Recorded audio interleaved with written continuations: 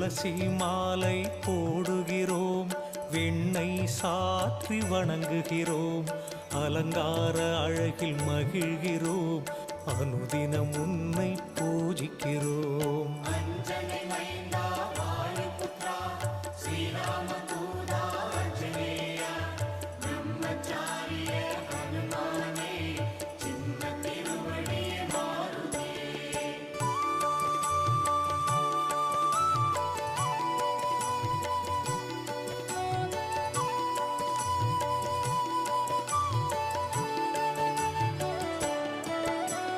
வாராவாரம் சனிக்கிழமை வணங்கி மகிழும் பக்தர்களை திருவருள் புரிந்து காக்கின்றாய், வேண்டுதல் யாவும் தீர்க்கின்றாய். சுசீந்திரம் சோழிங்கள் நந்தங்கள்